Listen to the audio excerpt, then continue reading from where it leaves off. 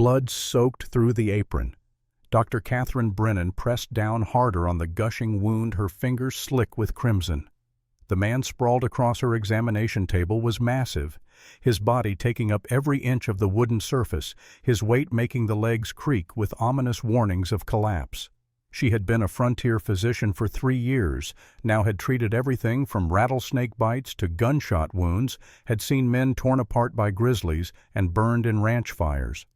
But she had never, not once in all her medical training, seen anyone built like this. He was unconscious, which was a mercy. What she was about to do would hurt like the fires of hell itself. The bullet had gone clean through his shoulder, but the exit wound was ragged torn, already showing the angry red signs of infection setting in.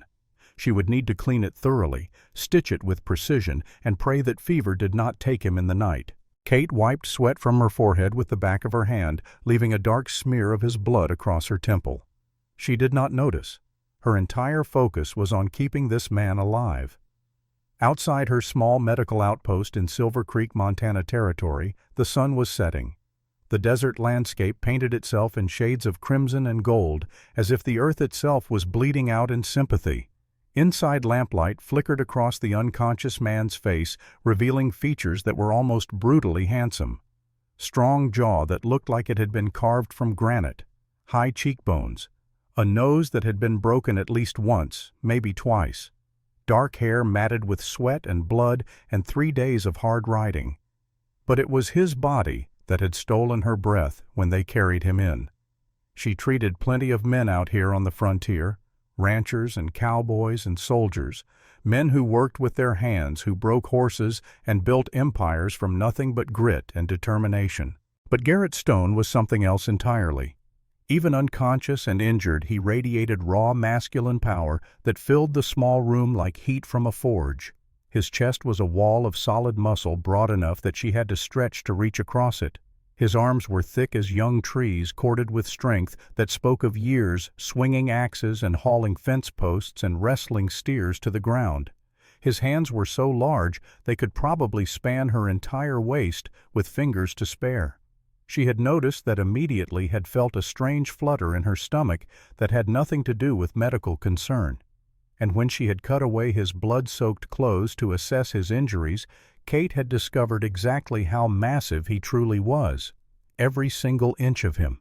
The sight had made her freeze, medical scissors still in hand, her cheeks flaming hot despite years of professional training that should have made her immune to such reactions.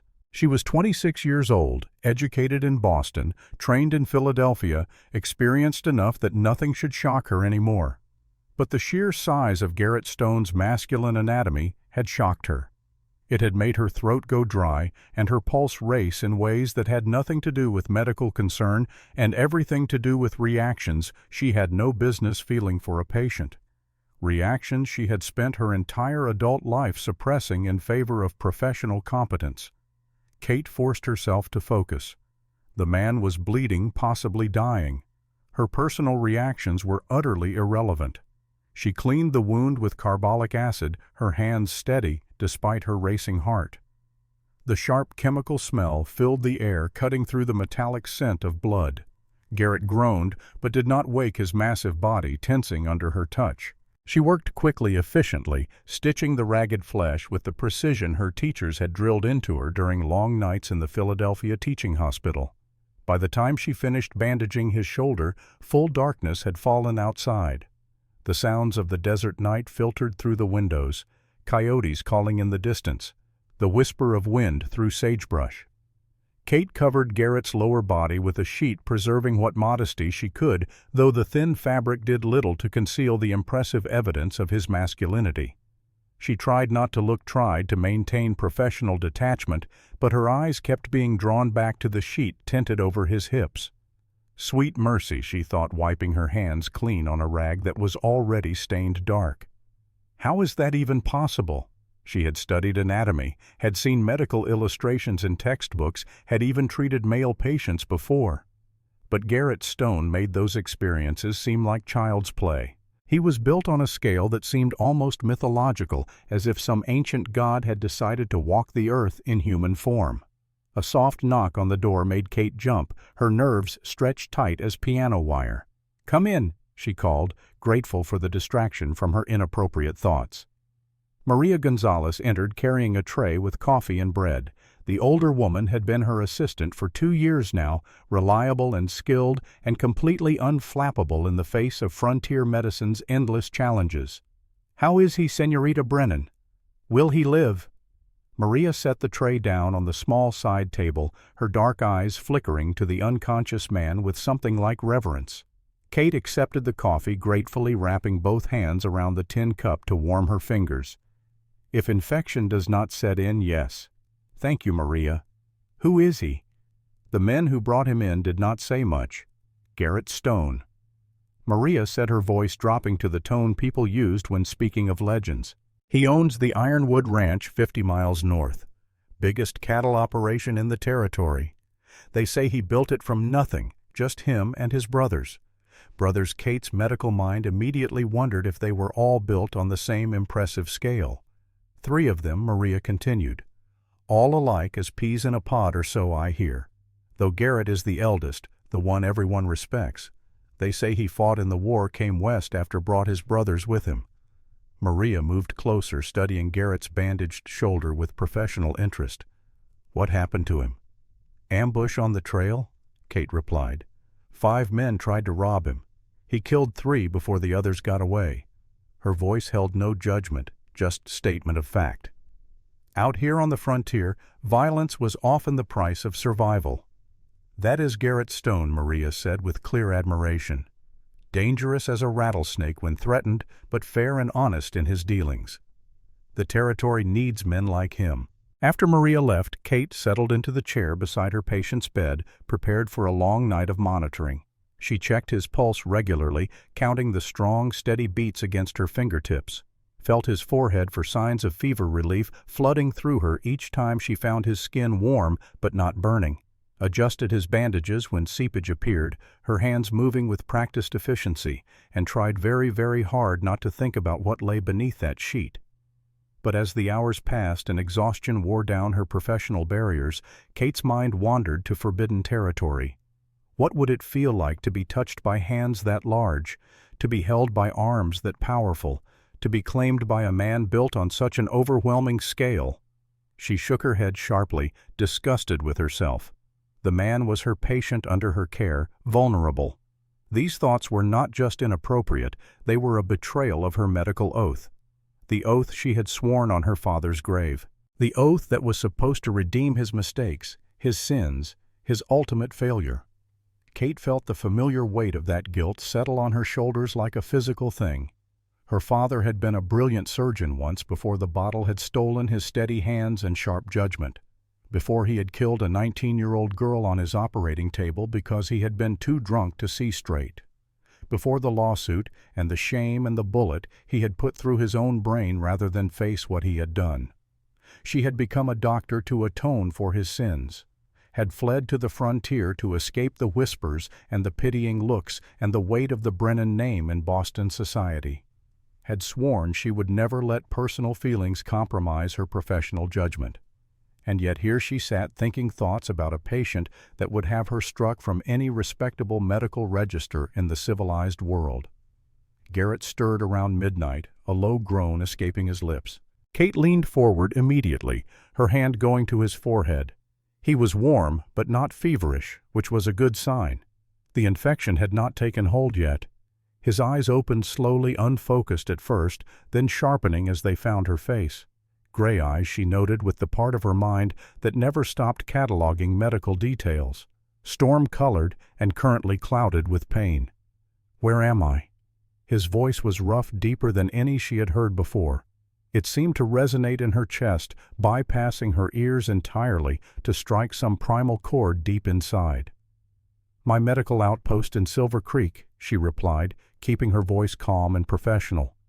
"You were shot. I removed the bullet and stitched the wound. You need to stay still and let yourself heal." Garrett tried to sit up, then gasped as pain lanced through his shoulder. Kate's hands pushed against his chest without thinking, trying to keep him down.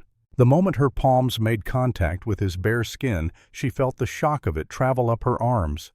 solid muscle beneath her touch, warm and vital and very much alive. "I said stay still," she repeated, her voice sharper than she intended. "You will tear your stitches and undo all my work." "Who are you?" Garrett's eyes traveled over her face, taking in her blonde hair pulled back in a severe bun, her blue eyes, her blood-stained apron. She saw him cataloging details just as she had done with him filing away information for later analysis. "Catherine Brennan," she answered. "I am a physician, the only medical professional within 60 miles. A woman physician." His tone suggested he had never heard of such a thing. "Yes, a woman physician," Kate replied, unable to keep the edge from her voice. She had heard that tone before in every hospital and medical school and frontier town she had ever worked in. "We do exist, despite what frontier society might prefer. Now can you tell me what happened?" Maria said something about an ambush. Garrett's jaw tightened, and Kate saw something dark flicker through his gray eyes. "Memory of violence. Memory of men trying to kill him. 5 men jumped me on the trail home," he said flatly. "Wanted my horse and my money. Got neither, but one of them got a bullet in me before I could finish them all." "You killed 3 men while wounded," Kate said, unable to keep the shock from her voice. She had treated gunfighters and soldiers, but hearing it stated so baldly was different than treating the aftermath. "They were trying to kill me," Garrett replied, his tone matter-of-fact as if discussing the weather. "I returned the favor, though clearly not well enough since one of them managed to shoot me." Kate found herself studying his face, looking for signs of remorse or guilt or trauma. She saw only pragmatic acceptance of violence as a fact of life. This was a man who did what needed doing and did not waste time on regret. "Well, you are lucky the bullet went clean through," she said, checking his bandage with careful fingers. "No fragments to dig out, though you have lost a lot of blood. You will need to rest for several days before attempting travel." "Can't," Garrett said immediately. "Need to get back to the ranch. My brothers will be worried." "Your brothers can survive without you for a few days," Kate countered firmly. "You, however, might not survive trying to ride in your condition. I am the medical professional here, Mr. Stone. You will stay until I say you are fit to leave."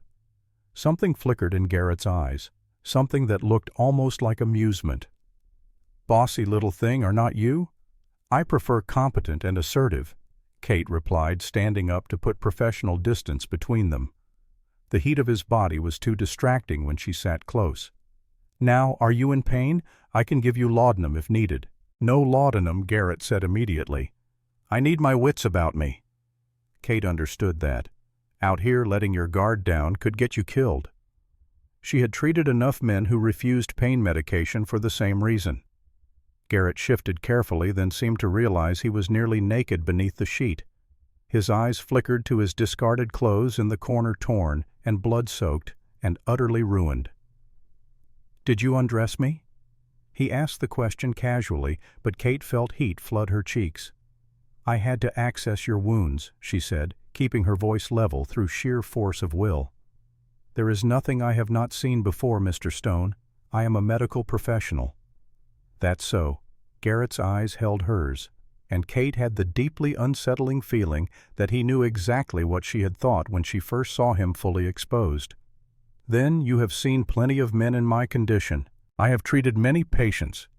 "Yes," Kate replied, turning away to busy herself with organizing medical supplies that were already perfectly organized. "Though I will admit your particular physique is somewhat unusual." "Unusual how?" There was definitely amusement in his voice now. A threat of something else, too. Something that made her pulse quicken. "You are quite large," Kate said, then cursed herself the moment the words left her mouth. "I mean, your build is exceptionally muscular. It made the wound treatment more challenging." "I am sure it did," Garrett replied, his tone dry and knowing. "I imagine my particular proportions presented all sorts of challenges." The next morning brought an unexpected visitor. Kate was checking Garrett's bandages when she heard the sound of a horse outside, heavy footsteps on the wooden porch, a firm knock at the door. She left Garrett scowling on the bed and went to answer, finding Sheriff Morrison standing there with his hat in his hands. "Morning, Doctor." "Brennan," he said, his weathered face grave. "I heard you had Garrett Stone here. Wanted to check on his condition. Kate felt something cold settle in her stomach. The sheriff had never made house calls before. "He is stable," she replied carefully. "The wound is healing well." "Why do you ask?" Morrison shifted uncomfortably. "There is something you should know. About your patient." Kate's hands tightened on the doorframe. "What is it?" The sheriff glanced past her as if checking whether Garrett could hear. "There is a warrant out for Garrett Stone, from Kansas, for murder." The word hit Kate like a physical blow. "Murder." She heard her voice rise, forced it back down to professional calm. "What are you talking about?" Morrison sighed, looking older than his years. 3 years back, Garrett tracked down and killed a man named Henry Blackwell. Shot him dead in the street in Dodge City. Blackwell's family pressed charges. They got a warrant issued. Kate felt the world tilt slightly beneath her feet. "But there must be more to the story," she said. "Garrett does not seem like a cold-blooded killer." "There is more," Morrison agreed. "Blackwell was the man who murdered Garrett's parents, killed them during a robbery at their ranch when Garrett was just 16.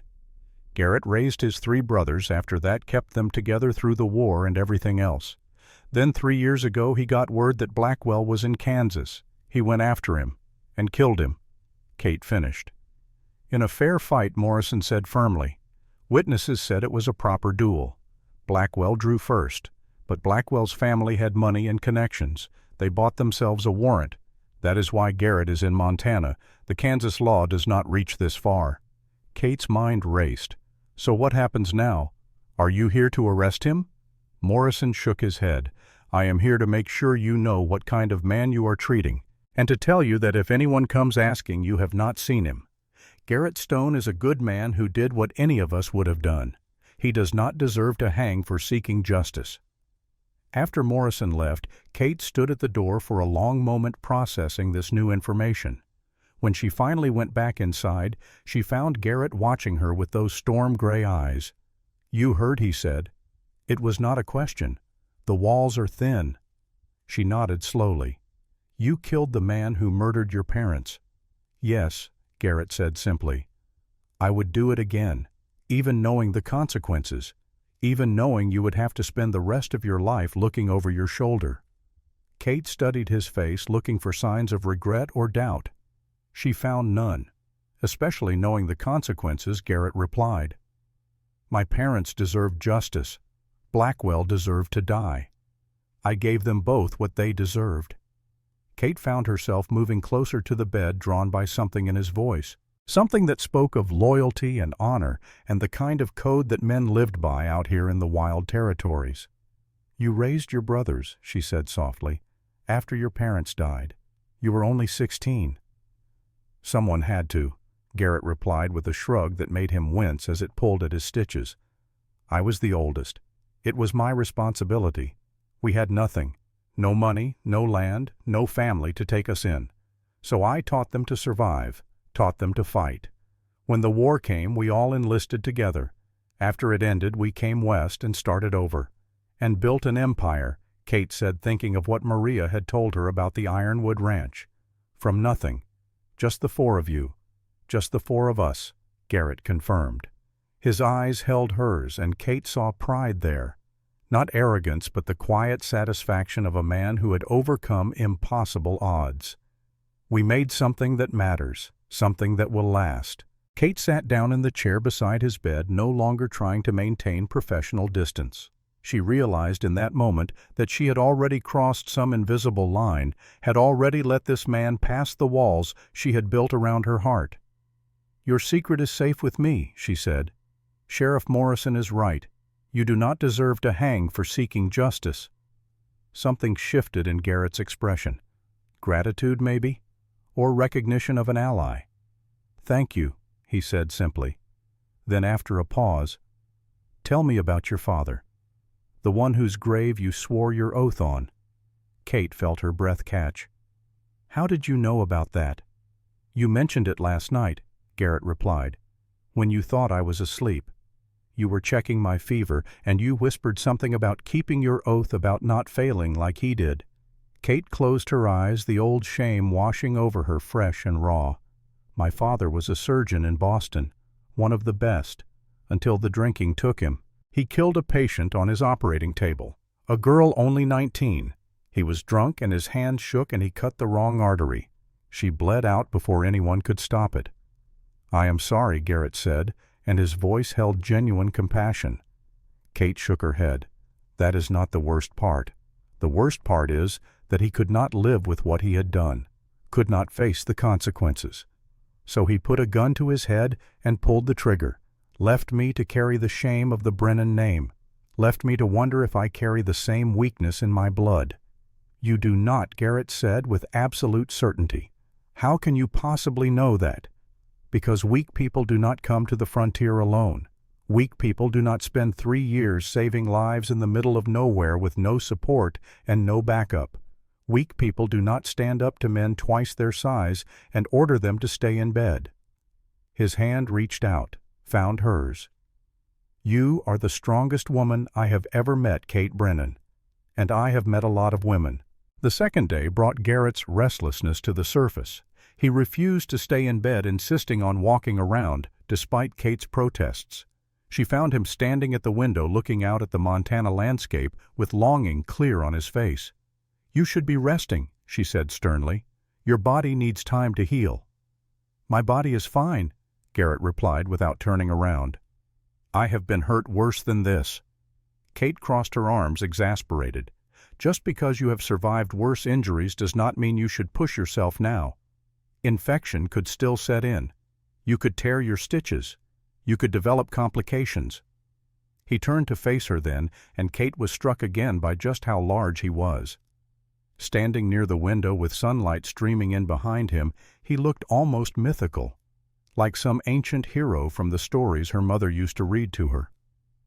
"You are very concerned about my welfare," he observed. "That is my job," Kate replied. "I am your physician." "Is that all you are?" The question hung in the air between them, weighted with possibility.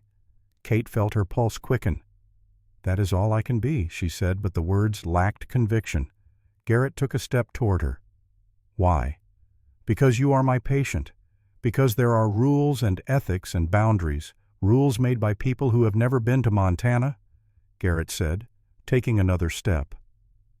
"Ethics written by men in comfortable offices who have never had to fight for survival. Boundaries that do not account for two people who feel something real." He was close now, close enough that Kate had to tilt her head back to meet his eyes, close enough that she could feel the heat radiating from his massive body. "You are infuriating," she said, but there was no heat in the words. "Stubborn and arrogant and utterly convinced you know better than everyone else." "I know what I want," Garrett replied. "I have always known what I want. And right now I want you." Kate's breath caught in her throat. "This is madness. We barely know each other." "Then let me know you," Garrett said. His hand came up to cup her face, that enormous palm spanning from her jaw to her temple. "Let me learn who you are beyond the doctor's coat and the professional mask. Let me see the woman underneath." On the third day, Garrett's brothers arrived. Kate heard them before she saw them, the thunder of hooves and the jangle of spurs announcing their presence.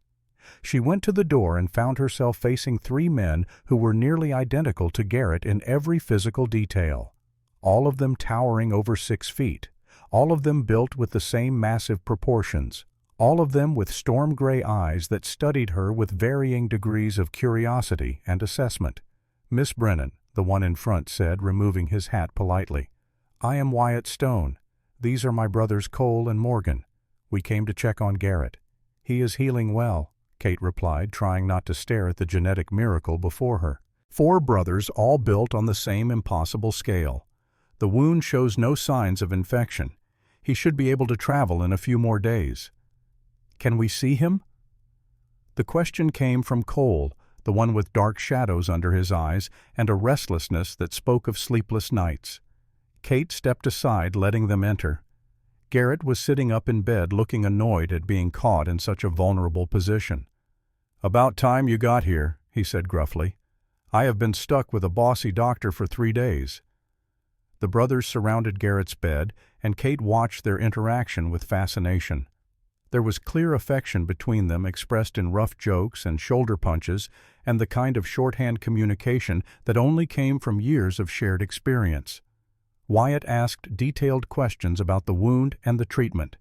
Morgan examined the bandages with a critical eye. Cole stood slightly apart, his eyes constantly scanning the room as if looking for threats.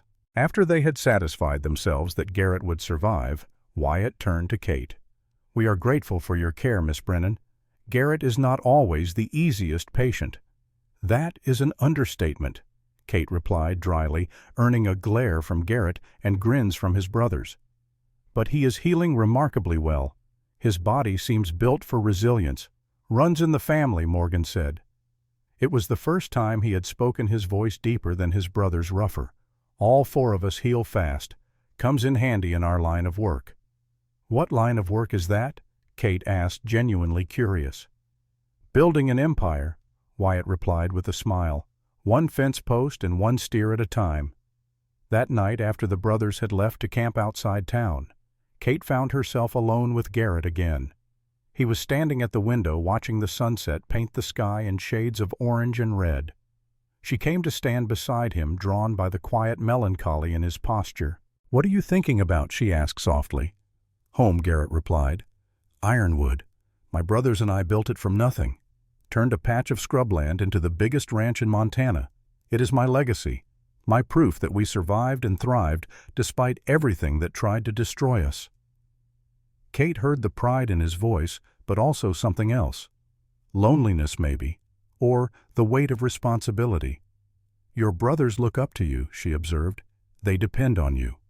"Yes," Garrett said simply. "I raised them, kept them alive through the war, built Ironwood for them as much as for myself. They are my family, the only family I have left."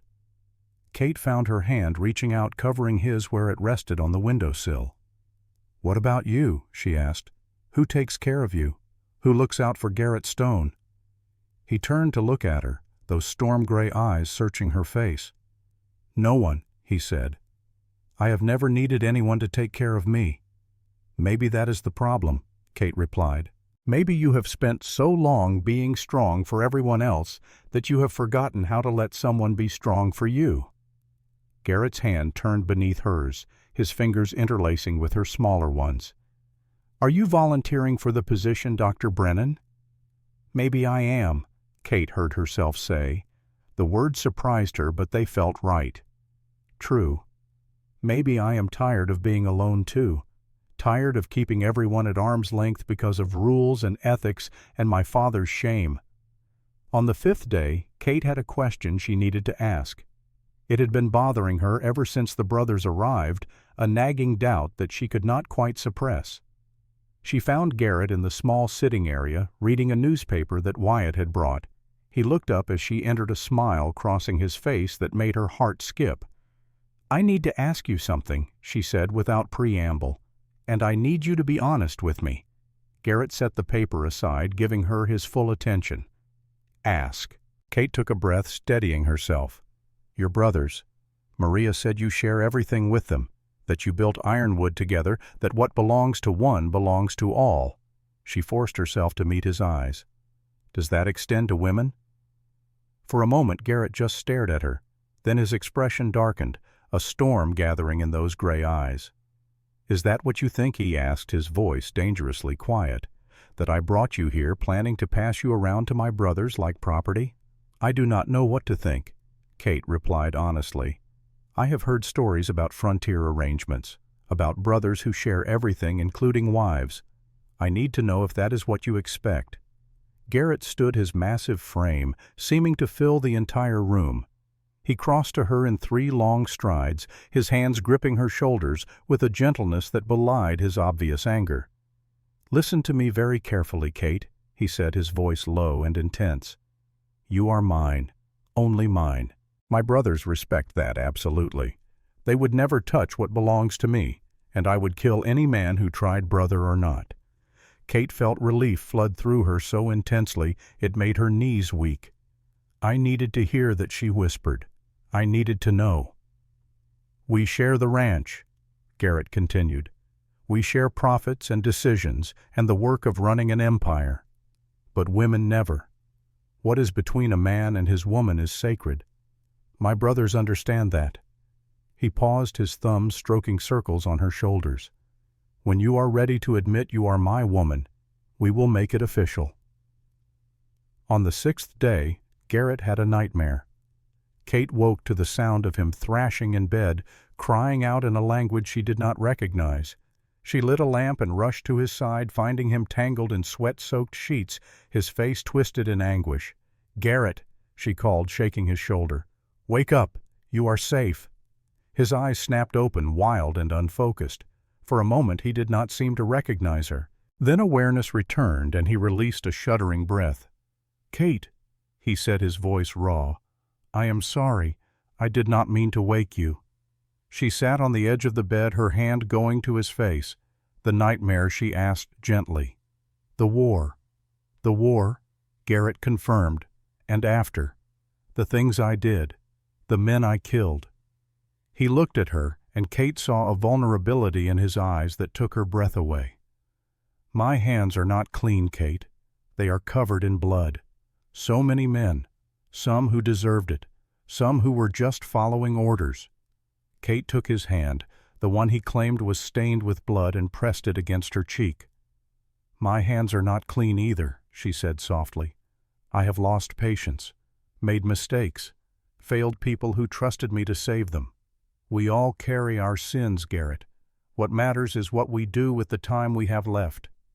She stayed with him the rest of the night, sitting beside his bed, her hand holding his. They did not speak much. They did not need to. Sometimes healing came not from words, but from simple presence, from knowing you were not alone in the darkness. As dawn broke through the windows, Kate realized she had fallen in love with this complicated, dangerous, impossibly gentle man. On the 7th day, Garrett declared himself healed. Kate was changing his bandages when he caught her hand, stilling her movements. "I am done being your patient," he said firmly. "The wound is healing clean. I have no fever. I can move without pain. By any medical standard, I am recovered." "You still need monitoring," Kate protested. "Complications can develop even in wounds that appear to be healing well." "Then monitor me as something other than a patient," Garrett replied. His other hand found her waist, pulling her closer. "Because, Kate, I have spent 7 days watching you work, listening to you talk, admiring your intelligence and your competence and your strength. And I am done pretending this is just a doctor and patient relationship." Kate's heart was racing. She knew she should pull away, should maintain her professional boundaries.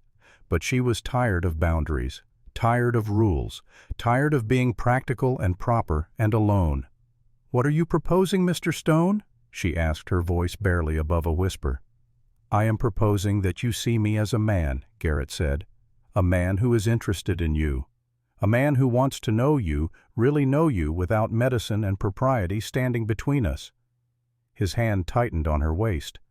"I am proposing that you take a chance on something that might be extraordinary."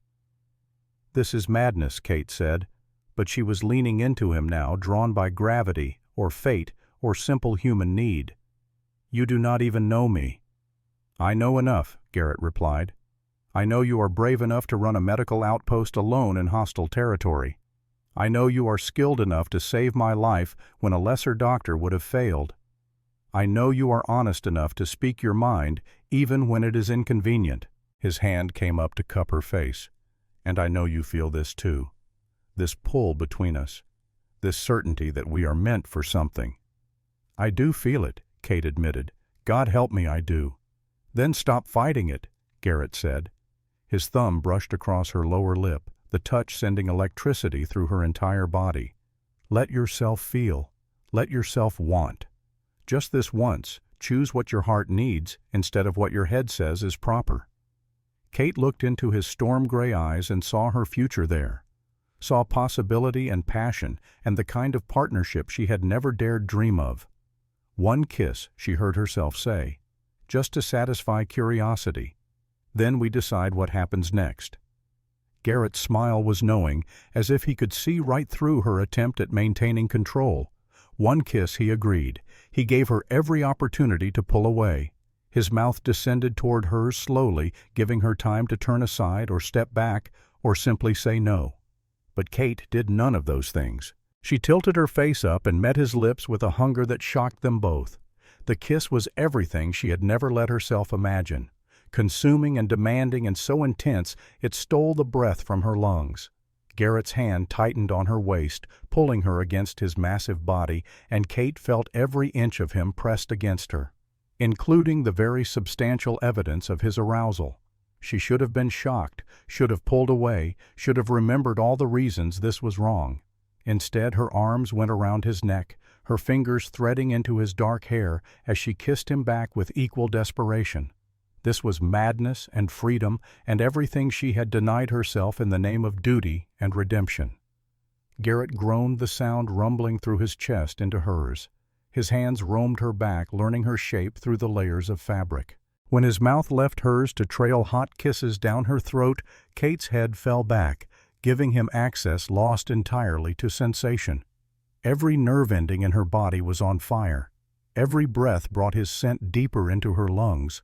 Every heartbeat thundered his name through her veins. She had spent 26 years being sensible and practical and good, and in this moment she was ready to burn all of that to ashes. Kate Garrett murmured against her skin, his voice rough with need. "Tell me to stop. Do not stop." She gasped, the words escaping before her rational mind could censor them. "Please do not stop." Garrett lifted his head, his gray eyes searching hers with an intensity that should have frightened her. "You understand what you are asking. If we continue, I will not be able to hold back. I want you too badly." "I understand," Kate said, and somehow she did. She understood that this was a crossroads, a moment that would define everything that came after. "I have spent my entire life being practical and proper. Just once I want to feel something beyond duty and obligation. Once will not be enough," Garrett warned. "Fair warning, Kate. Once I have you, I am going to want you again and again. I am not built for restraint." "Then do not restrain yourself," Kate whispered, meeting his eyes and seeing her own desire reflected there. "Show me. Show me what it is like to be wanted by a man like you." Garrett's control snapped. He swept her into his arms, carrying her toward the narrow bed as if she weighed nothing at all. Kate knew she should protest, knew she should point out that his shoulder was still healing. But the words died in her throat as he laid her down and followed her onto the mattress. His weight settled over her, braced on his arms to keep from crushing her, and Kate felt small beneath him in a way she had never experienced. At 5 feet 7 inches, she was tall for a woman, but Garrett made her feel tiny, delicate, utterly feminine. His body surrounded hers, completely blocking out the lamplight and the world and everything except the two of them in this moment frozen in time. "Last chance to change your mind," Garrett said, his voice strained with the effort of holding back. "Once I touch you, once I claim you, there is no going back. I do not want to go back," Kate said, reaching up to cup his face and feeling the rough stubble under her palms. "I want to go forward, with you." Garrett kissed her again, deeper this time, more demanding. His hands found the buttons of her dress, working them with surprising dexterity for fingers so large. Kate felt each layer of fabric fall away, felt the cool air on her skin, felt herself being revealed inch by inch. She should have felt exposed, vulnerable. Instead, as Garrett's eyes traveled over her body with raw hunger and admiration, she felt powerful, beautiful for the first time in her practical, purposeful life. Perfect. Garrett breathed, his hands skimming over her body with reverent touches. "You are absolutely perfect." Kate wanted to argue, to point out her flaws, but his mouth found her breast through the thin chemise, and all thought fled. She arched into him, her hands clutching at his shoulders, gasping at sensations she had never experienced. Medical texts had not prepared her for this. Nothing could have prepared her for the overwhelming reality of being touched by Garrett Stone. He took his time, learning every inch of her through the chemise before slowly, torturously removing it. When Kate finally lay completely bare beneath him, she felt a moment of panic. She had studied anatomy, knew what came next in abstract terms, but the reality of Garrett's size suddenly seemed overwhelming. "Garrett," she managed, her voice shaking, "I should tell you. I have never done this before. I do not know if I can accommodate someone of your particular proportions." Garrett's eyes softened, his hand cupping her face with surprising gentleness. "We will go slowly," he promised. "I will make sure you are ready. I will not hurt you, Kate. I swear it." And he proved as good as his word. His hands explored her body with patience that must have cost him dearly, finding places that made her gasp and arch. When his fingers slipped between her thighs, Kate cried out at the shock of sensation. So responsive, Garrett murmured, his fingers working magic she did not understand. So perfect. He built her pleasure slowly, carefully, stretching her gently with one finger, then two. Kate felt overwhelmed by sensation, her body responding in ways she had never imagined possible. When Garrett added a third finger, she whimpered at the fullness. "That is just preparation," Garrett said, his voice rough. "You need to be able to take more, much more." The words should have frightened her. Instead, they sent a bolt of heat straight to her core. Kate found herself moving against his hand, chasing sensations she did not fully understand. When pleasure crashed over her in waves that seemed to go on forever, she screamed his name, her body convulsing with the force of it. Garrett held her through it, his hands gentling as she trembled. Then he was positioning himself between her thighs, and Kate felt the thick head of him pressing against her entrance. "Look at me," Garrett commanded. "I want to see your eyes when I make you mine." Kate forced her eyes open, meeting his gray gaze. She saw hunger there, and possession, and something that looked almost like tenderness. "I am going to go slow," Garrett promised, "but it is still going to hurt at first. You are so tight, and I am so much larger than your body is designed for." "I trust you," Kate whispered. Garrett began to push forward, and Kate gasped at the burning stretch. He was right. Even with his careful preparation, even with her body slick and ready, the invasion was overwhelming. Garrett was simply too large, too thick, stretching her beyond what seemed physically possible. "Breathe." Garrett coached, holding perfectly still. "Just breathe through it." Kate focused on breathing, on relaxing into the sensation rather than fighting it. Slowly, impossibly, her body began to yield. Garrett pushed deeper, inch by careful inch, until Kate felt completely filled, stretched to her absolute limit. Halfway there, Garrett said through gritted teeth, "You are doing so well." Kate's eyes widened in shock. "Halfway, I told you I was built on an extraordinary scale," Garrett replied, his smile strained. "Can you take more?" Kate did not know if she could, but she was determined to try. She wrapped her legs around his waist, pulling him deeper, and gasped as he slid in another few inches. The fullness was almost painful, bordering on too much. But beneath the discomfort was something else, something that felt strangely right. Garrett began to move, slow, shallow thrusts that let her body adjust gradually. Each movement brought a mixture of pain and pleasure, the stretch intense, but not unbearable. When his hand slipped between their bodies to stroke where they joined, Kate felt pleasure building again. "That is it," Garrett encouraged. "Feel what your body can do. Feel how perfectly you fit around me." The pleasure built higher, chasing away the discomfort. Kate found herself moving with him, her hips rising to meet his careful thrusts. When he pushed deeper still, seating himself fully inside her, they both groaned at the sensation. "All of me," Garrett said, his forehead pressed to hers.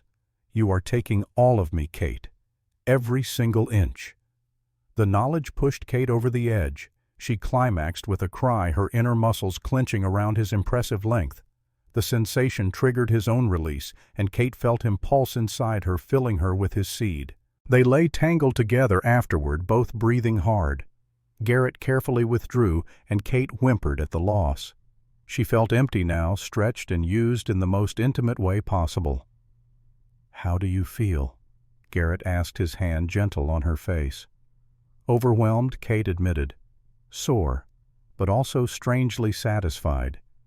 "The soreness will fade," Garrett said, pulling her against his chest. "Though you will probably feel me for a day or two.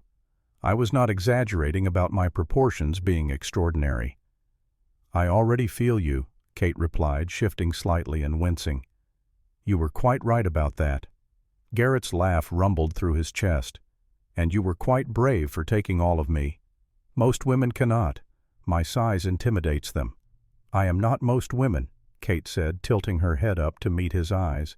I am a frontier physician. I do not intimidate easily.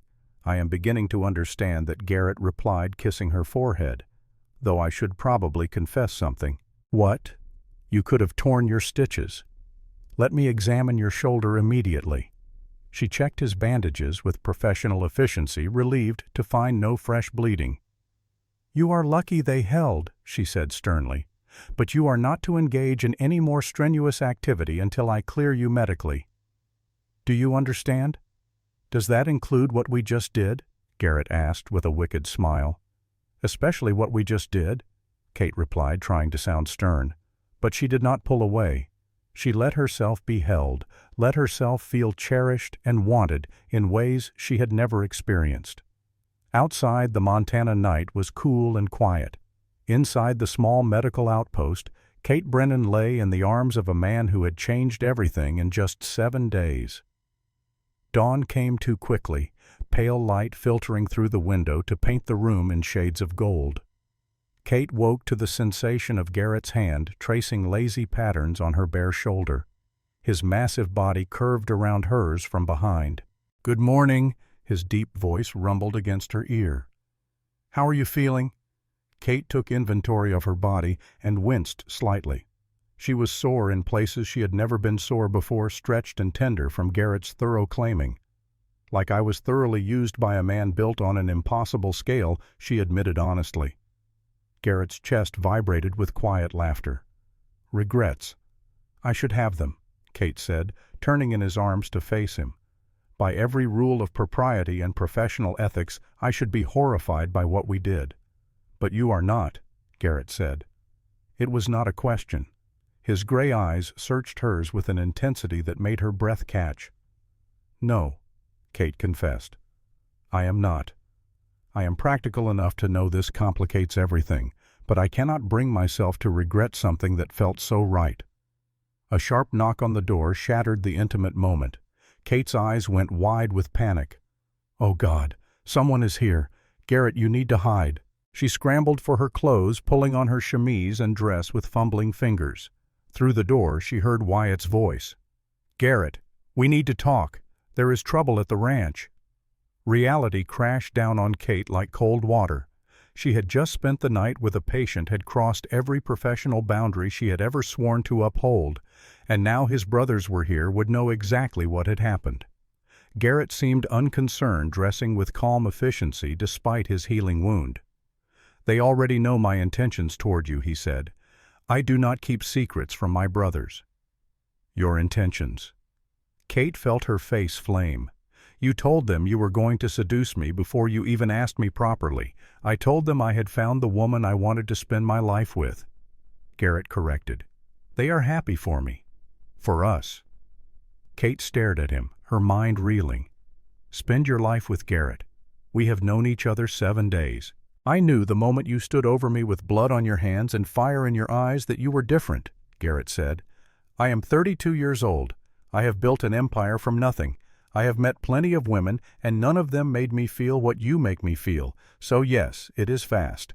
But that does not make it wrong. Another knock, more insistent this time. Garrett Cole's voice now. We really need to talk. This cannot wait. Garrett opened the door, letting his 3 brothers into the small outpost. Kate tried to look professional and composed, knowing she was failing miserably. Her hair was loose. Her dress hastily buttoned, her lips still swollen from Garrett's kisses. The brothers took one look at her, and Garrett standing together, and knowing smiles crossed their faces. Sorry to interrupt, Wyatt said, though his tone suggested he was not sorry at all. But we have a problem. Elijah Crow has moved on to Ironwood land.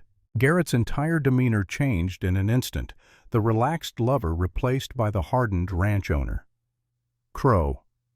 Hear how he bought the mortgage from the bank in Butte, Wyatt explained. Claims that a portion of our land actually belongs to his old claim. He has lawyers and paperwork and 20 armed men backing him up."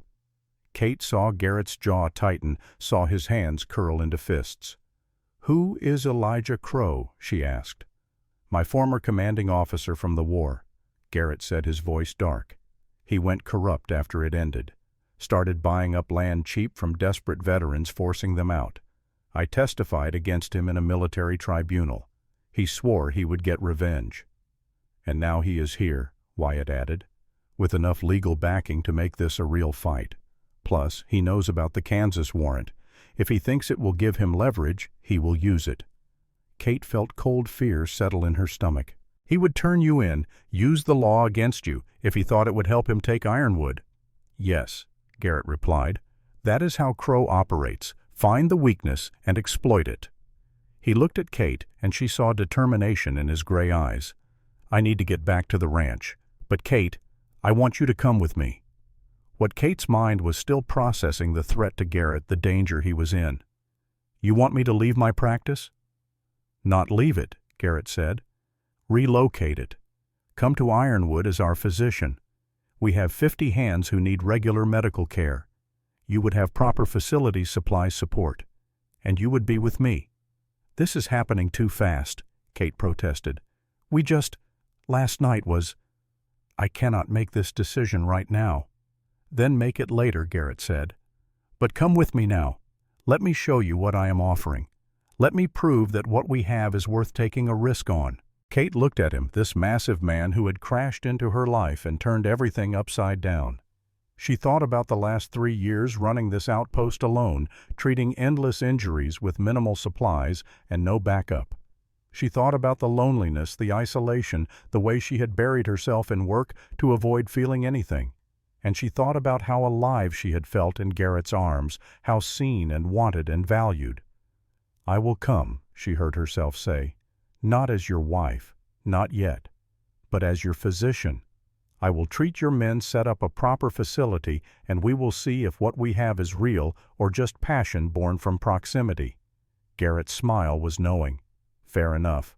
Though I warn you, once you see Ironwood, once you meet my brothers properly and see what we have built, you are going to want to stay." They left Silver Creek 2 days later, Kate and Maria riding in a small wagon with medical supplies, while the 4 Stone brothers rode alongside on massive horses that suited their size. The journey took most of the day, winding through Montana landscape that took Kate's breath away. Mountains rose in the distance, purple against the sky. Valleys spread below them, green and gold and endless. Garrett rode beside her wagon, pointing out landmarks and telling stories about the territory. He spoke of building Ironwood, of the first brutal winter when they had almost lost everything, of the slow growth from a small homestead to an empire. Kate listened, fascinated by this glimpse into his life, into the man beneath the intimidating exterior.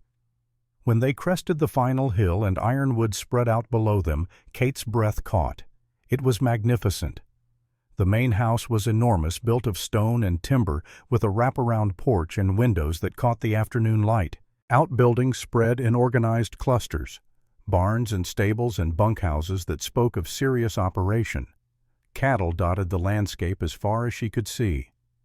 "Welcome to Ironwood," Garrett said with unmistakable pride. "Your new home." Kate wanted to protest that it was not her home, not yet, maybe not ever.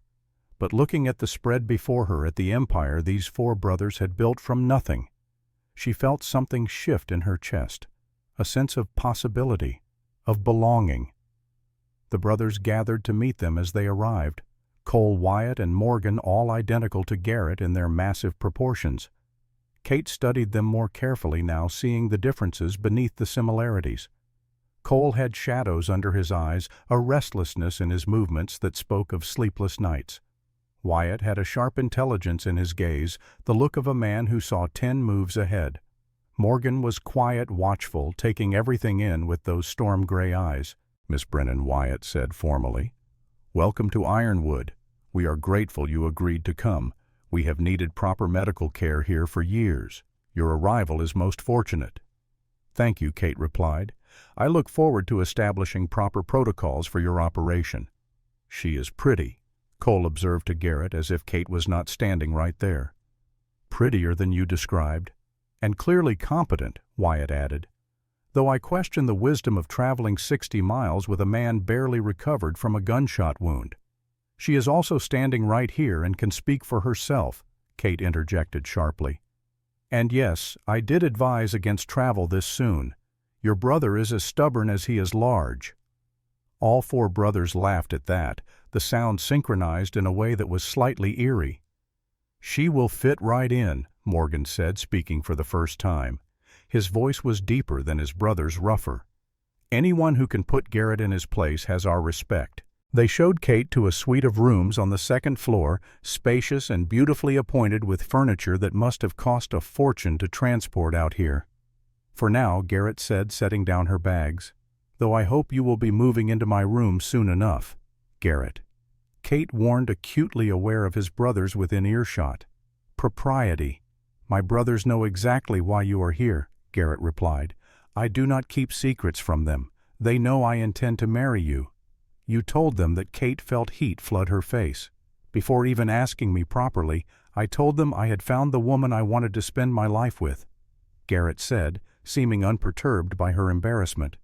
Yes, they are happy for me, for us. That night at dinner, Kate observed the family dynamic with fascination.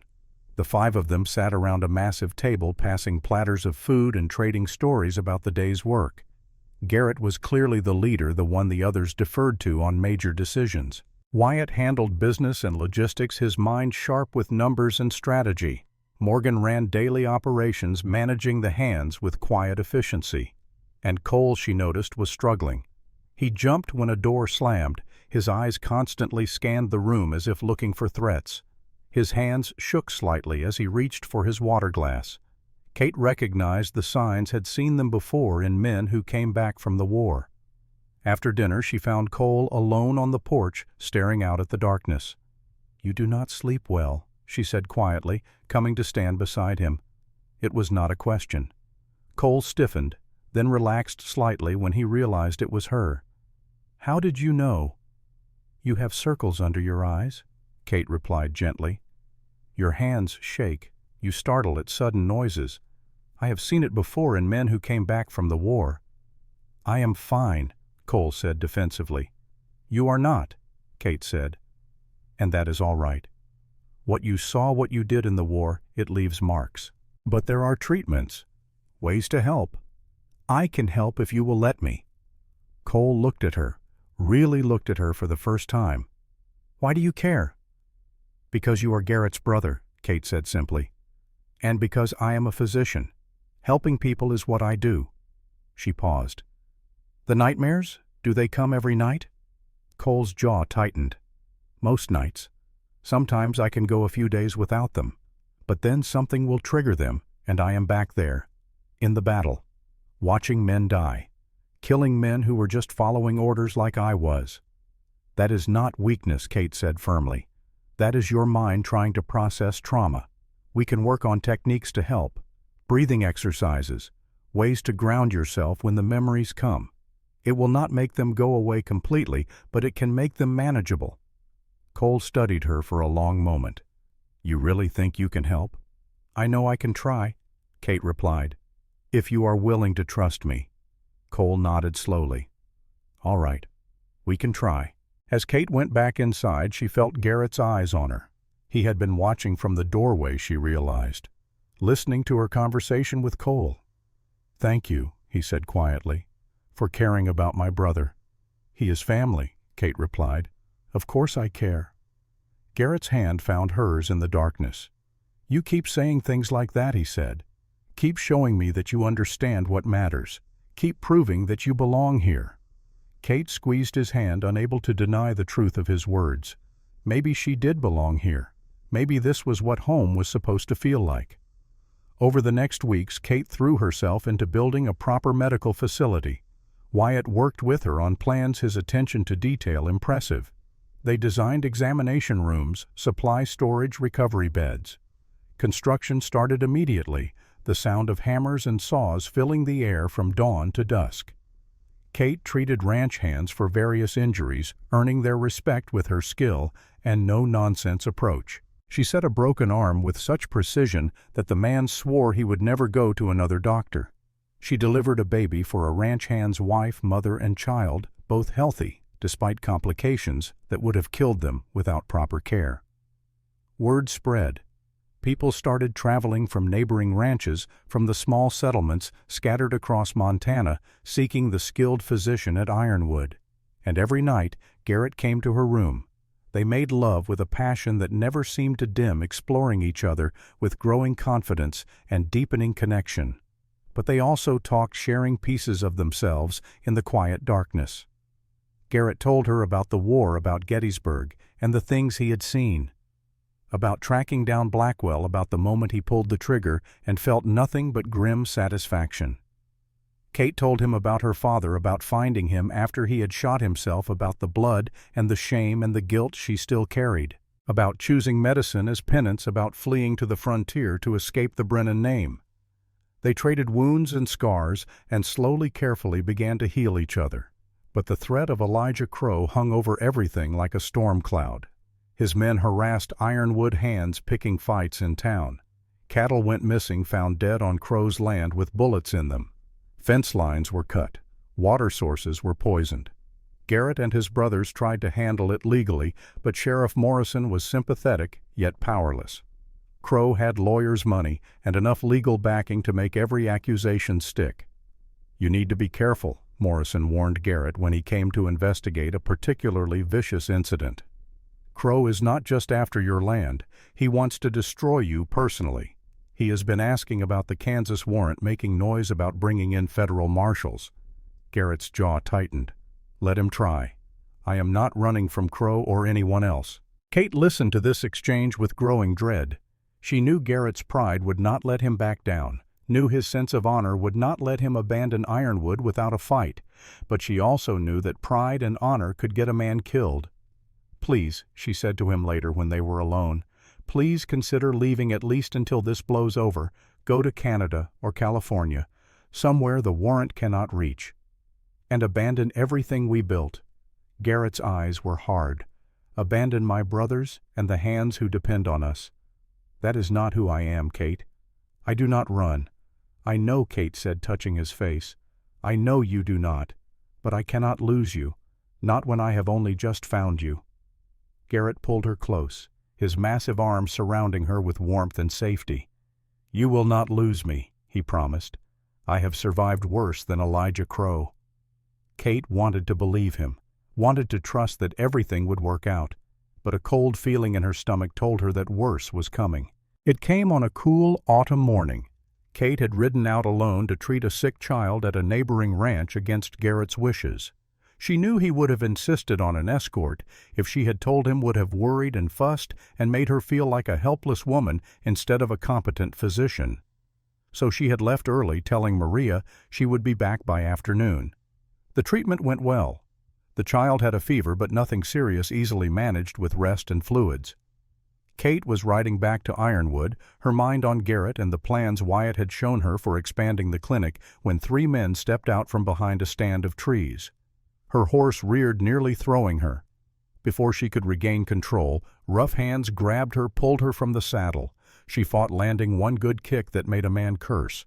But they were stronger, more numerous. They bound her hands with rope that bit into her wrists, threw her over a horse like a sack of grain. "Boss wants a word with Garrett Stone," one of them said. "You will make a nice message." They took her to an abandoned cabin in the hills, the kind of place outlaws used to hide from the law. Inside, a man was waiting.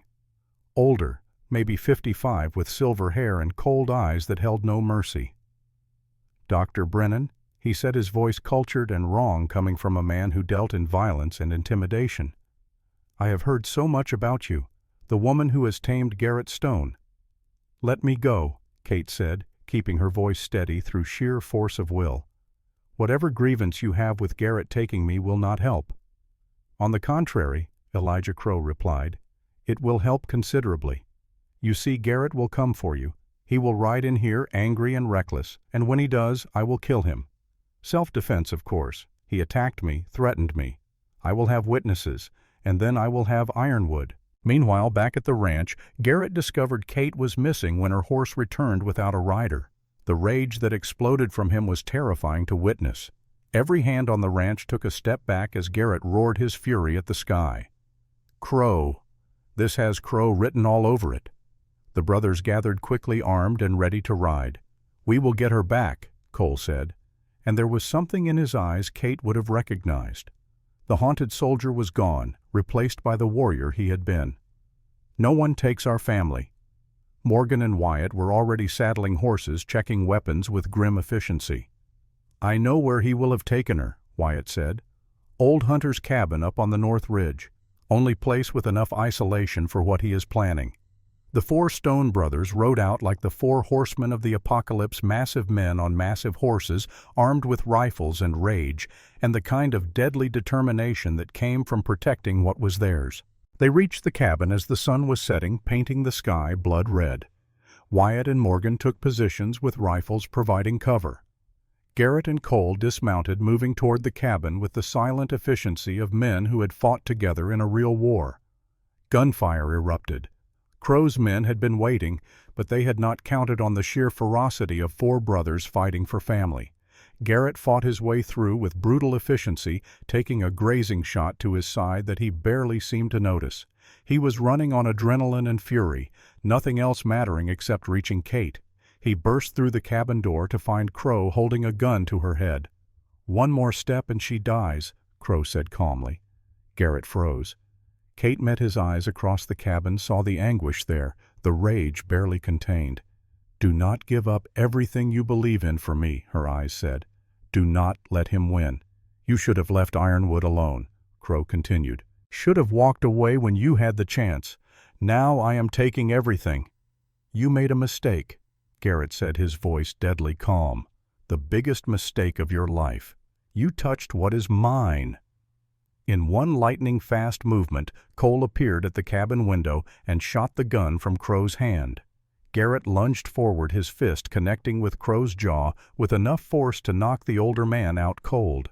He cut Kate's bonds with shaking hands, pulled her against his chest so hard she could barely breathe. "I have got you," he said into her hair. "I will always have you."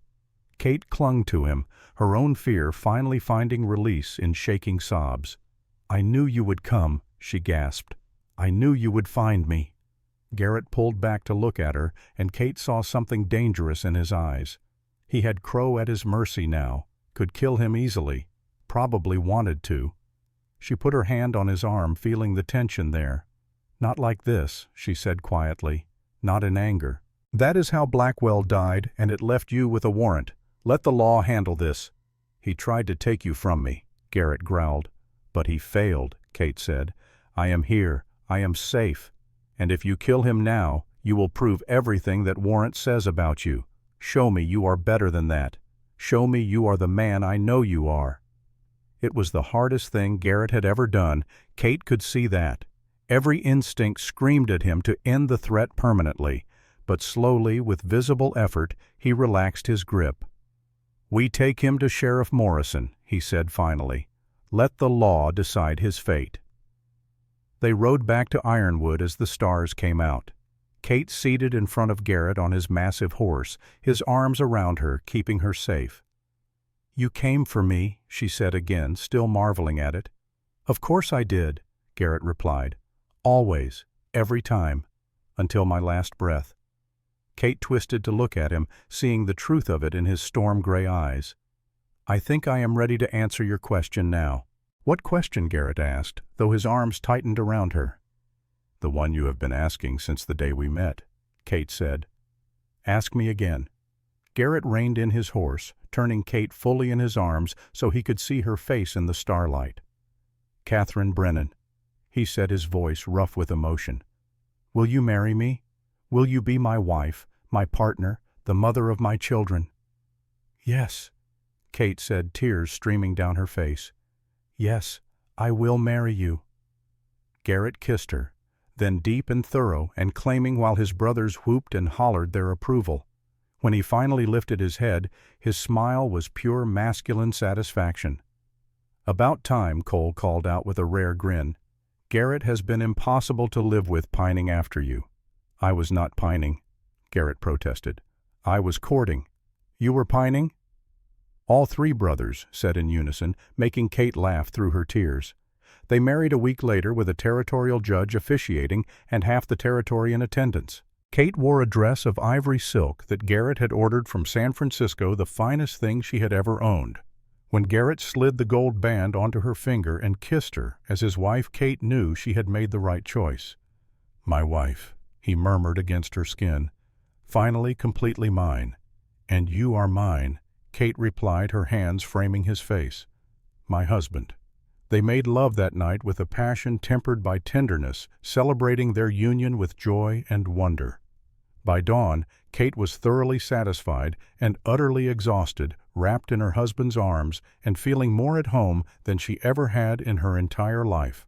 Life at Ironwood settled into a comfortable rhythm. Kate ran her medical clinic, treating everyone from ranch hands to townspeople who traveled from miles away seeking her expertise. Her reputation grew. People spoke of the skilled physician at the Stone Ranch, the woman who could set bones with precision and deliver babies in the most difficult circumstances. The clinic Wyatt had helped design became a beacon of hope in a territory where proper medical care was rare. Garrett managed the ranch with his brothers, building their empire larger each year. The threat of Elijah Crow had ended with his arrest. Federal marshals had come, but they arrested Crow for attempted kidnapping and assault, not Garrett for the old Kansas warrant. Morrison had made sure of that, testifying to Crow's threats and machinations. The warrant was still technically valid, but no one in Montana Territory seemed inclined to enforce it. Every night, Garrett and Kate came together with a passion that never seemed to dim. Sometimes it was slow and tender, a celebration of the quiet joy they had found in each other. Other times it was urgent and demanding, fueled by the knowledge that life on the frontier was uncertain and every moment together was precious. Kate learned her husband's body as thoroughly as she knew anatomy textbooks, knew exactly where to touch to make him groan, exactly how to move to drive him wild. And Garrett learned her just as well. Learned that she loved when he kissed the hollow of her throat, when his hands spanned her waist and lifted her as if she weighed nothing, when he whispered in her ear all the things he wanted to do to her. Their bedroom became a sanctuary, a place where the capable physician and the intimidating rancher could shed their armor and simply be man and wife, lovers and partners. A year after their wedding, Kate faced a devastating realization. She had not conceived. Month after month passed with no sign of pregnancy, and Kate's medical training told her this was unusual for a healthy woman engaging in regular, intimate relations. She examined herself with clinical detachment, checking for any obvious problems. What she found made her blood run cold. Scar tissue. Internal scarring from a childhood infection she had barely survived. Her medical professors had mentioned it as a possibility that severe pelvic infections could damage a woman's ability to conceive. At the time, Kate had been too focused on her studies to care. Now, married to a man who deserved heirs, who had built an empire that needed children to inherit it, the realization crushed her. She told Garrett through tears one evening, her professional composure completely shattered. "I am sorry," she sobbed against his chest. "I know you want children. I know you need heirs for Ironwood. I cannot give you that. The scarring is too extensive. I may never be able to conceive." Garrett held her tightly, one hand stroking her hair with infinite gentleness. "Kate, listen to me," he said firmly. "I married you, not your ability to have children. If we never have a baby, I am still the luckiest man alive because I have you." "But what about Ironwood?" Kate asked. "What about your legacy?" "I have brothers," Garrett replied. "They will have children. Or we can adopt. Or it can just be us. Either way, I have everything I need. You are enough, Kate. You have always been enough." His words helped, but Kate still felt the loss like a physical ache. She had never realized how much she wanted children until she thought she could not have them. 6 months later, Kate woke feeling nauseous. She dismissed it as something she had eaten, but when the nausea persisted for days, her medical training kicked in. With shaking hands, she performed a self-examination, barely daring to hope. The signs were all there: enlarged uterus, tender breasts, the unmistakable changes that meant new life was growing inside her. She found Garrett in the barn working with a new horse. He took one look at her face and dropped everything, crossing to her in 3 long strides. "What is wrong? Are you hurt?" "I am pregnant." Kate said the words coming out in a rush. "I do not know how given the scarring, but I am definitely pregnant." Garrett's face went through a series of expressions: shock, disbelief, then pure, radiant joy. He swept her into his arms, spinning her around despite her laughing protests that he would make her dizzy. "A baby," he said in wonder. "We are going to have a baby. Maybe your body just needed time to adjust to me," Kate said, thinking of his substantial size. "Or maybe it is a miracle." The pregnancy was not easy. Kate monitored herself obsessively, noting every change and symptom with clinical precision. Garrett became impossibly protective, hovering over her, constantly insisting she rest more than necessary. "I am pregnant, not fragile," Kate reminded him repeatedly.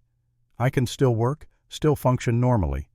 "You are carrying my child," Garrett countered. "That makes you the most precious thing in my world." As her belly grew, Kate felt a mixture of wonder and fear. Wonder at the life growing inside her.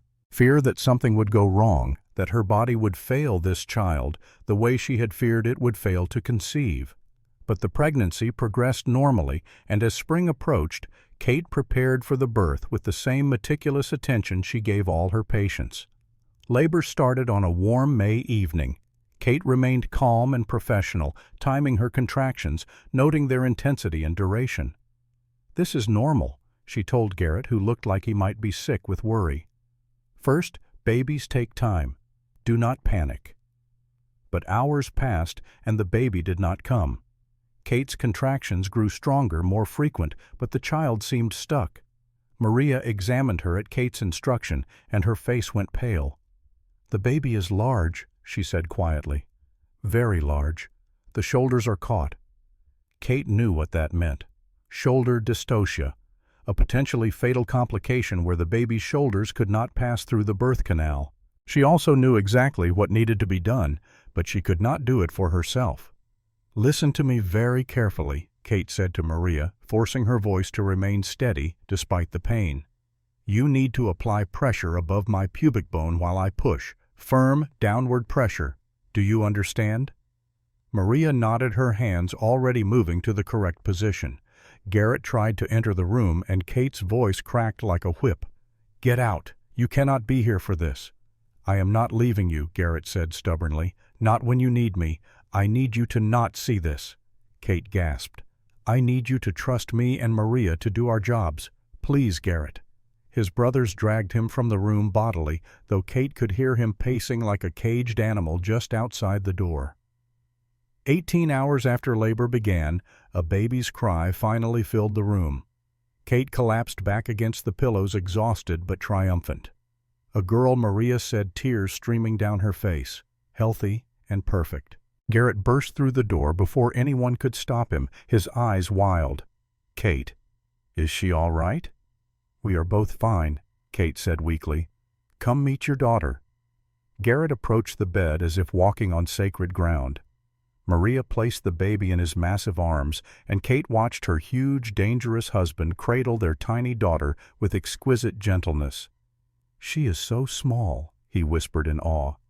"All babies are small compared to you," Kate replied, smiling despite her exhaustion. "We are calling her Clara." "Remember Clara Stone?" Garrett said, testing the name. He looked from his daughter to his wife, and Kate saw tears shining in those storm-gray eyes. "Thank you. Thank you for giving me this." 2 years later, a son was born. Thomas, called Tommy, arrived faster than Clara had, as if eager to join the world. Then came another daughter, Sarah, who had her mother's blonde hair and her father's gray eyes. The house filled with the sounds of children with laughter and crying, and the beautiful chaos of family life. Kate balanced motherhood with her medical practice, refusing to give up either. She trained 2 additional medics to help with the clinic, delegating the simpler cases while she handled the complex ones. Women throughout the territory came to her for difficult pregnancies, knowing she had survived one herself and understood their fears. Kate delivered dozens of babies, saved countless lives, and earned a reputation as the best physician in Montana. But she never forgot what truly mattered: her children, her husband, the life they had built together. Every night after the children were asleep, Garrett would come to her, sometimes just to hold her, his massive arms providing a safe haven from the world. Other times with passion that took her breath away, proving that 5 years of marriage had not dimmed his desire for her. "I still want you," he whispered one night, his hands roaming her body with possessive hunger, "as much as the day I first saw you." "My body has changed," Kate protested. 3 pregnancies have left their marks. Garrett silenced her with a kiss. "Your body is beautiful," he said fiercely. "Every curve, every mark is proof of the life we have built together. I love every inch." Then came the twins. James and William arrived on a snowy winter night, 2 perfect boys who screamed in harmony and kept the entire household awake for months. 5 children in 8 years. Kate sometimes marveled at how her life had transformed from solitary frontier physician to mother of a small army. Garrett's brothers found love as well. Wyatt married the daughter of a neighboring rancher, a practical match that blossomed into genuine affection. Morgan courted a school teacher from town with quiet determination, eventually winning her with his steady devotion. Only Cole remained unmarried, though Kate noticed he seemed more at peace these days. The nightmares came less frequently. He slept better. Her simple treatments, talking about the war and grounding himself in the present, had helped more than medicine ever could.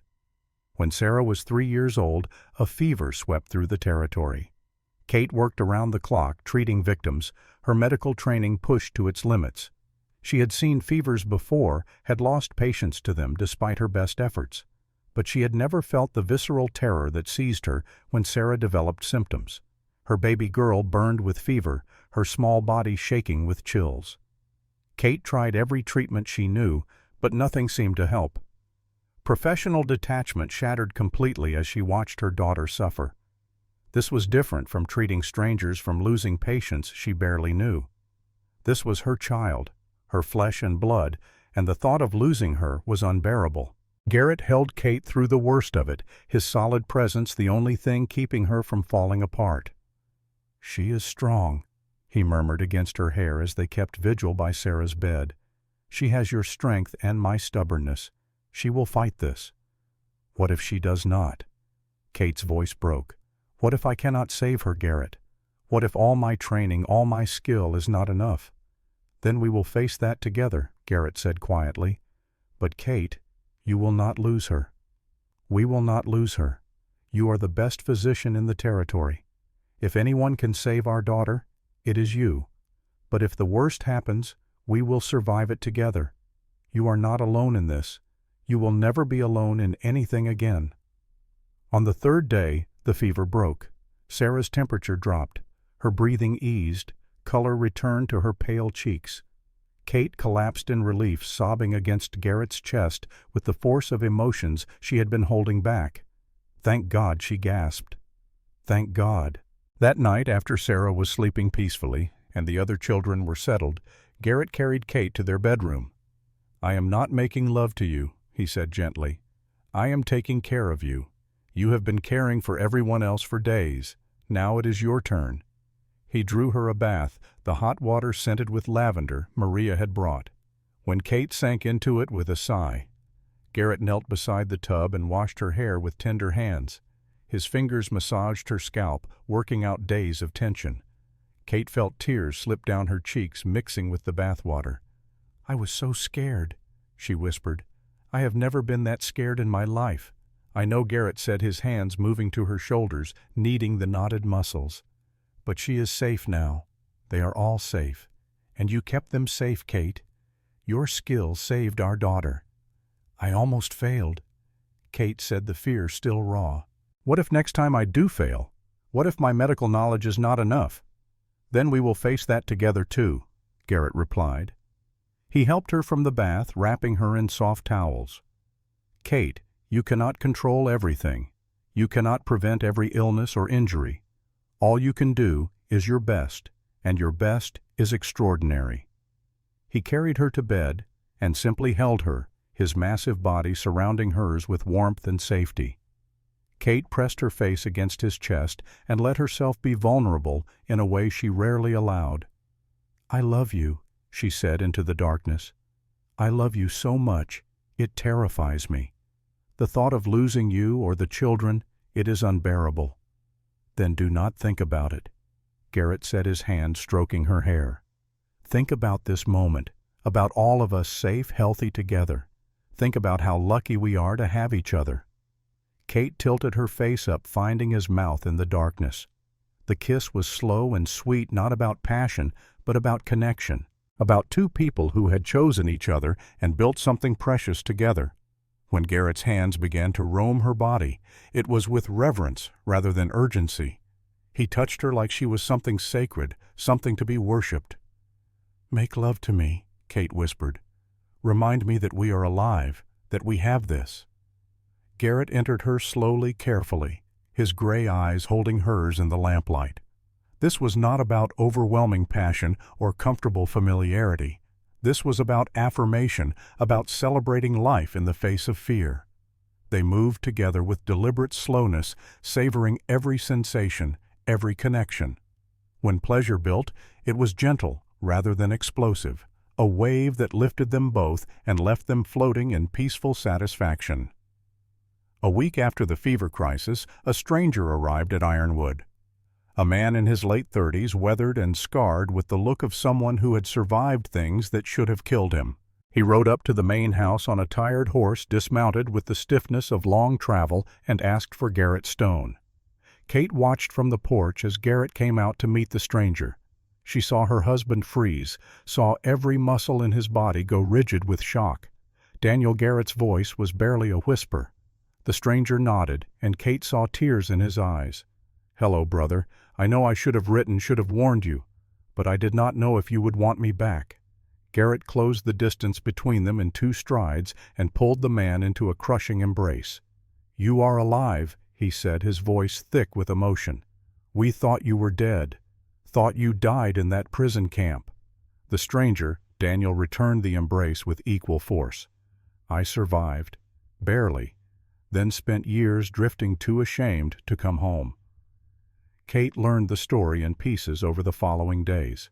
Daniel Stone was the 4th brother captured during the war and held in a Confederate prison camp under conditions that should have killed him.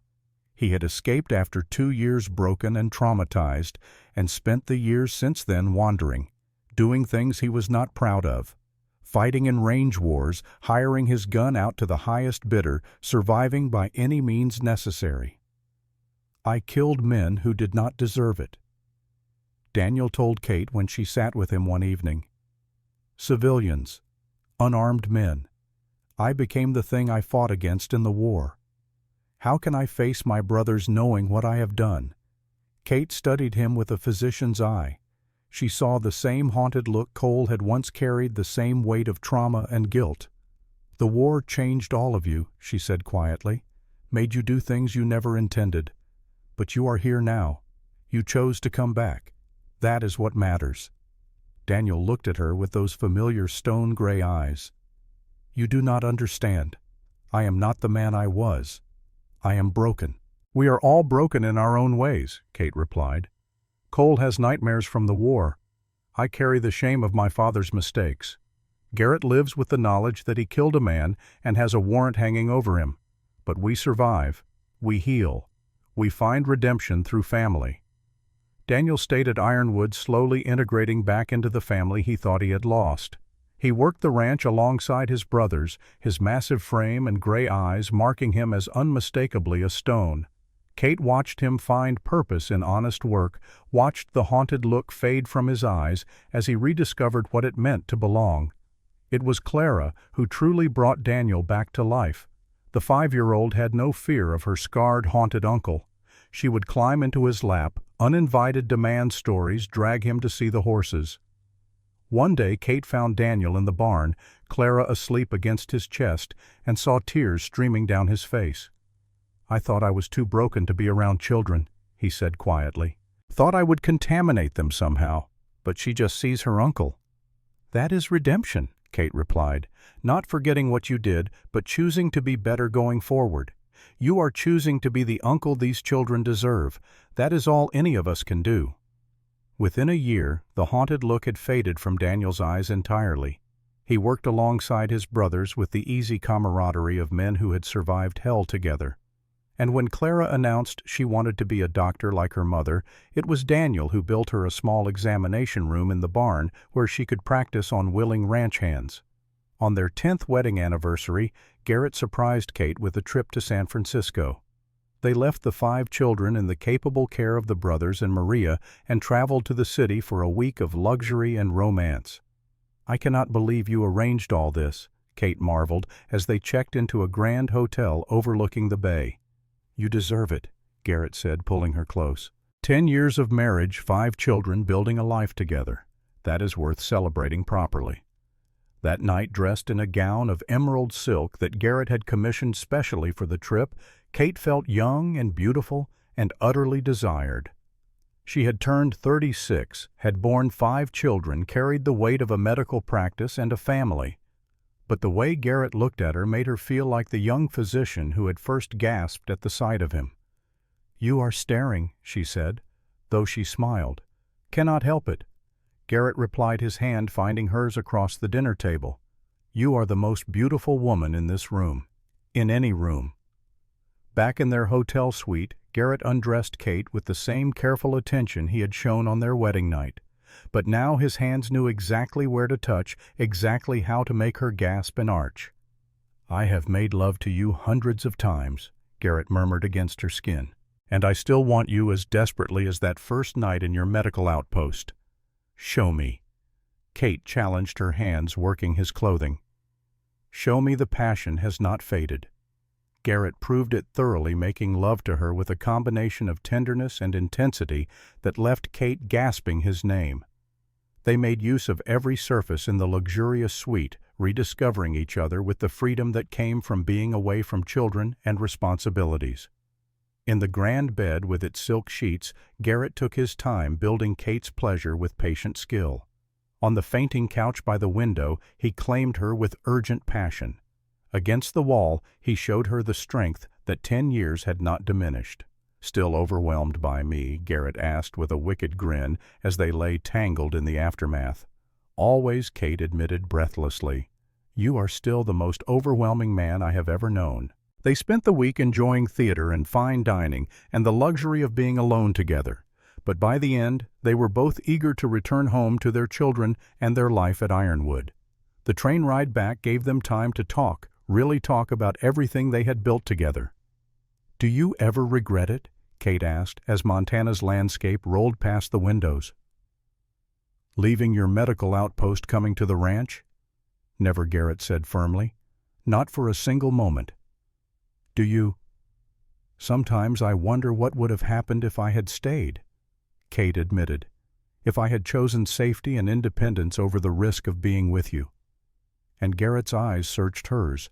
"And then I think about our children, about the life we have built, about how you have supported my medical career while giving me a family I never dared dream of. How could I regret the best decision I ever made?" Years passed. Clara grew into a serious young woman who followed her mother around the clinic, absorbing medical knowledge like a sponge. At 15, she announced her intention to become a physician like her mother. Kate felt pride swell in her chest. "You will be a better doctor than me," she said. Clara shook her head. "You have given me the foundation, but I will make my own path." Tommy wanted to run the ranch like his father, already showing a natural aptitude for managing men and cattle. Sarah had a gift with horses, able to calm even the most skittish stallion. The twins were inseparable troublemakers who kept the entire household on their toes. Ironwood thrived under the combined efforts of 4 brothers and their growing families. The territory grew around them, settlements becoming towns, towns becoming cities. Kate's medical practice expanded. She trained new doctors, passing on her knowledge to a generation that would carry it forward. Silver Creek grew into a real town, largely due to the Stone family's investment and support. The medical outpost where Kate had first met Garrett was now a proper hospital with multiple physicians on staff. Through it all, the passion between Kate and Garrett never faded. At 36 and 42, they still came together with desire that took their breath away. "I will never have enough of you," Garrett said one night. 5 years, 10 years, 20 years from now, I will still want you with the same desperation I felt watching you cut away my clothes in that outpost. And I will always be overwhelmed by you," Kate replied. "By your size, your strength, your heart." One day, a wounded man was brought to Kate's clinic. A young rancher ambushed on the trail. As Kate treated his injuries, she remembered the day Garrett had been carried in bloodied and unconscious. How her life had changed in that moment. Garrett came to check on her, saw the look on her face. "What are you thinking?" he asked. "About the day you were brought to my outpost," Kate said. "About how I gasped when I cut away your clothes and saw exactly how you were built." Garrett laughed. "I still remember the way you blushed, the way your hands shook. I was shocked," Kate admitted. "I had never seen anyone like you. And now I cannot imagine my life without you." Garrett pulled her close, and Kate rested her head against his chest, listening to his steady heartbeat. They stood there in comfortable silence, two people who had chosen each other against all odds and built something that would last beyond their lifetimes. The frontier physician who had gasped at her rugged patient's proportions had become Catherine's stone wife and mother and healer. She had built a legacy that extended far beyond medicine. 5 children who would carry the stone name forward. A medical practice that had saved countless lives. A partnership with a man who had shown her that strength and gentleness were not opposites, but two sides of the same coin. As the sun set over Ironwood, painting the Montana sky in shades of gold and crimson, Kate stood on the porch with Garrett's arm around her. Their children played in the yard. Smoke rose from the chimneys of the bunkhouses. Cattle dotted the landscape as far as she could see. This was home. This was legacy. This was everything she had never known she wanted. And it had all started with one wounded man, one moment of shocked recognition, and the courage to choose passion over propriety. The courage to believe that a woman could be both a skilled physician and a devoted wife, both independent and partnered, both strong and vulnerable. Kate had found all of that in Garrett Stone's arms, and she would not trade a single moment of it for anything the world could offer. That night in their bedroom, surrounded by memories of 15 years together, Garrett made love to her with the familiar passion that had never dimmed. Afterward, Kate lay in his arms, feeling his heart beating against her back, his breath warm on her neck. "Thank you," she whispered, "for showing me I could be both the competent professional and the passionate woman, for giving me career and family, for loving me." "Thank you for choosing me," Garrett replied, "for seeing past the intimidating exterior to the man underneath, for building this life with me, for being brave enough to take a chance on something extraordinary." They drifted to sleep wrapped in each other's arms, two souls who had found their perfect match in the most unlikely of circumstances. The frontier nurse had indeed gasped at her rugged patient's overwhelming proportions, but she had also seen the man beneath the massive exterior, had recognized a kindred spirit, someone who carried their own burdens and sought their own redemption. Together they had built an empire of stone and steel and flesh and blood, an empire that would endure long after they were gone, a testament to the power of choosing love over fear, passion over propriety, partnership over loneliness. As stars wheeled overhead and Montana dreamed beneath their light, Kate Brennan. Stone closed her eyes and smiled. She had made the right choice, every overwhelming, passionate, perfectly imperfect choice that had led her here. Home.